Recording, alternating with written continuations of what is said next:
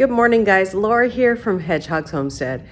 I am about to go feed the animals. It is December 1st here, and I gotta get working. It is 25 degrees outside and bitter cold for Tennessee, so don't make fun of me if you guys are from up north, my relatives up north in Canada, or my daughter in Wisconsin, who has tons of snow right now. There to take care of these animals and make sure that they're nice and warm. Good morning, Millie. She just had some treats. She always comes to the door for treats in the morning. Sun is coming up. I love how the gravel raises when it's this cold. Our cat is an outside cat, but I'll show you what we do for her.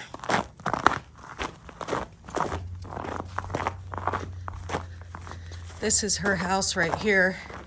She's got blankets, pillows, all inside there. And she's surrounded by straw to keep her warm. Huh, kitty? Yeah, that's your, plus you are thick with fur. Yes. Yes, and yes. Heard me, they were laying in their house until I came out here. Okay, here's our beautiful pigs. I'm gonna give them a big old pumpkin to eat. Oh, I gotta get that away from the fence. So they get a little extra calories when it's cold like this, and then we'll feed them.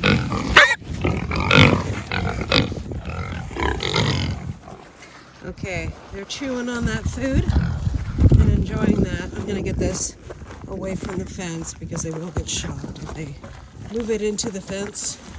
But they'll bust this open. You don't have to bust open a pumpkin for pigs. I see people do that all the time and I just laugh. That's a pampered pig if you bust open the pumpkin for them. They will bust it open all by themselves. So this is our house for the pigs, and it is covered on all three sides. I do want to add another barrier here for wind protection in storms, but right now I think they're going to do okay. They have a roof over most of it. We are going to enclose that too. I actually started on doing that yesterday. So they have straw to keep them warm.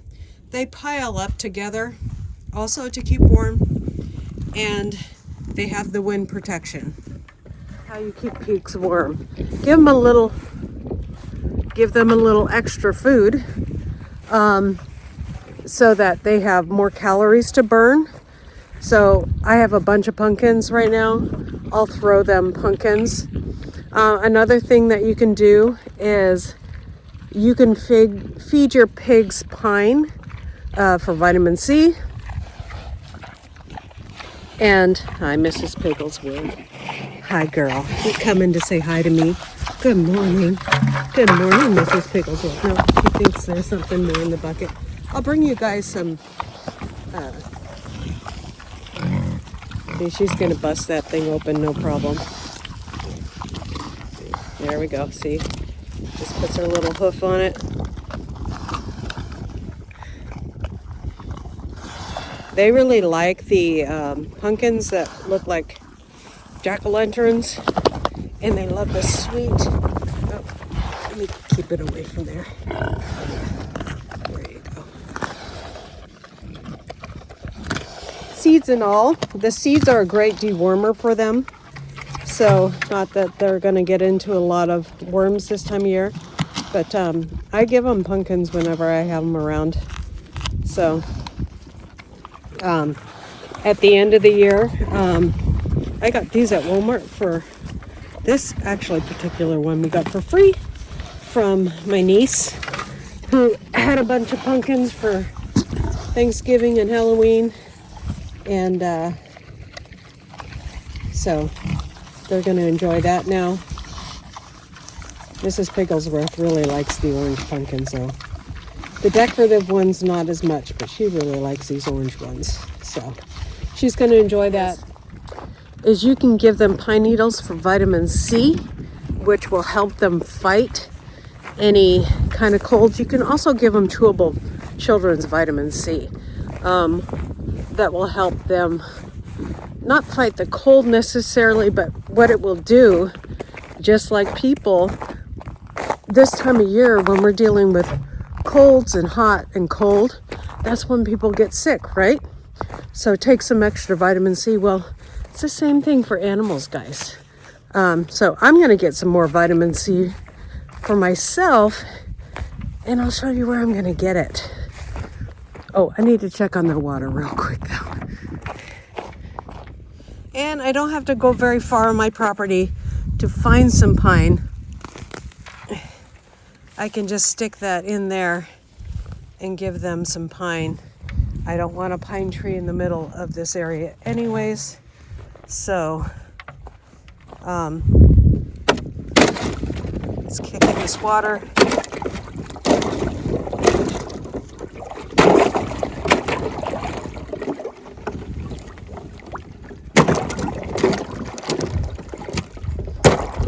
So hopefully they'll eat that little pine tree up, and they don't know it's there.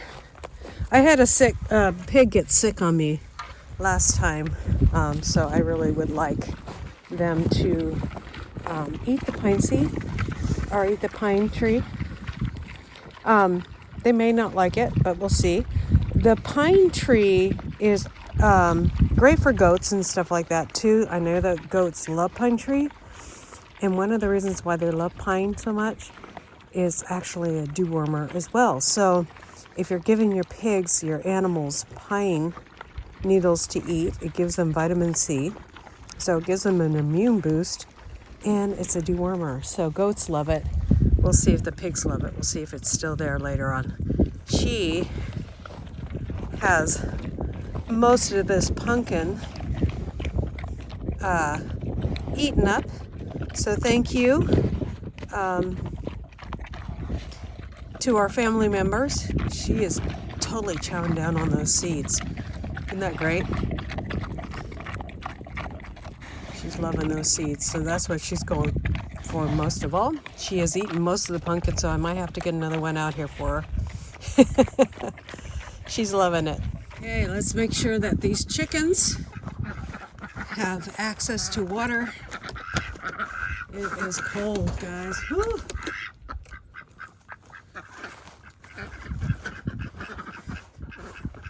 It's nice to have the ducks in here, so we have a big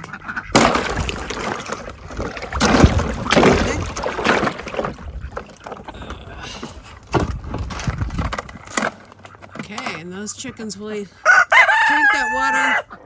Hey, Fred. Oh, it's cold up there on that tin roof, isn't it? Yeah. Okay, make sure I turn the fence back on. Some of our pine trees, we have them all over the property. These ones are closest to the house. So I'm just going to grab some pine needles and we'll brew up some pine needle tea, and I'll show you how I do that. Just grab them like this off the tree. Pine cones on this tree. So this is our native pine tree. A great pine tree needle tea that will give us an immune boost during this time of year with tons of vitamin C. I'll leave a little description about how much vitamin C this tree has in its needles, and we'll brew up some tea. We are going to make this pine tea that I promised you guys. It is better to use scissors with this. This is a loblolly pine. It is planted all over our property, and I'm just going to cut these needles,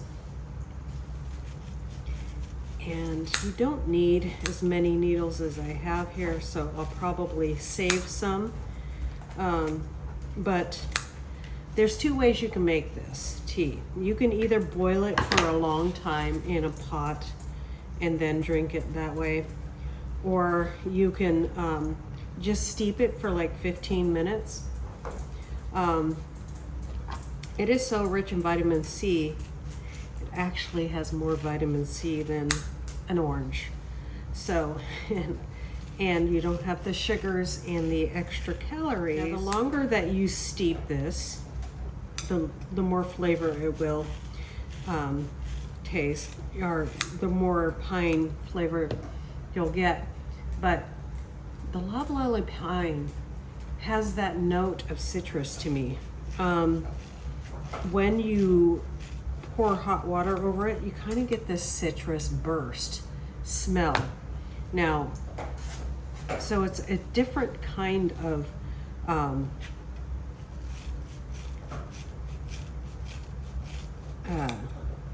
taste than just normal pine. So I'm gonna cut these all up, and then I'll just steep them in hot water for 15 minutes. I use just a thick steeper, or a big steeper. I'll show you. And I'll leave a link below for the one I got. It's rather inexpensive.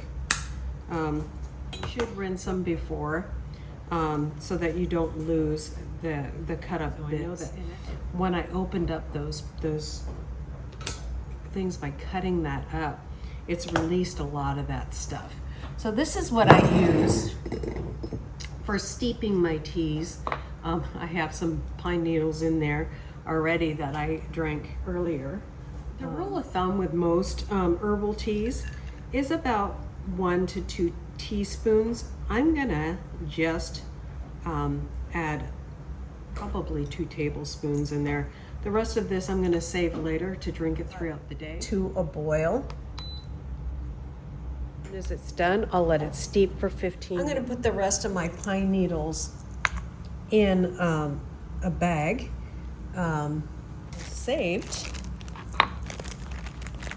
and I don't lose that vitamin C. And I'll just put this in the fridge to keep for later when I want some more tea, because I definitely can't afford to get sick running a homestead. We just have too much to do. While that's coming to a boil, let's talk about, loblolly pine is not the normal buying pine needles to steep tea. What you're gonna find in your stores or health food store is mostly white pine. Now, it's just as good as white pine. White pine has been known to be the best. It has the less side effects. One thing that you do not want to do, and always use your own discretion and always research your stuff. When you go out and go in your forest, make sure that you have a good guide to identify the plants and things that you need. I use the Peterson guide, and it's a smaller book. It's about this big and nice and thick, and I can just throw it in my bags that I'm using to collect my plants, my herbal medicine, because when you're out in the field, you often lose internet. You lose internet, so it's nice to have it in a book form. I will leave a link to the Peterson guide below, and you guys can order that. I got mine at a Black Friday sale for like $15, so it wasn't bad at all. And it's a nice thick book, and it gives you the side effects and all of the things, what the medicine, what the plant is used for, and all of that good stuff in the Peterson guide. So it's a great guide to have. Now, one thing that you don't want to do, that I've seen in the Peterson guide and some other books that I've seen with any pine, if you are pregnant, you don't want to use it. It's just one of those things that they don't recommend. So just, if you're pregnant, please use your regular vitamin C or your citrus vitamin C for some reason, and it doesn't really state why pine needles aren't great for pregnant women. So stay away from it if you're pregnant, and we're gonna go ahead and make this tea and enjoy it. And I'll tell you what it tastes like.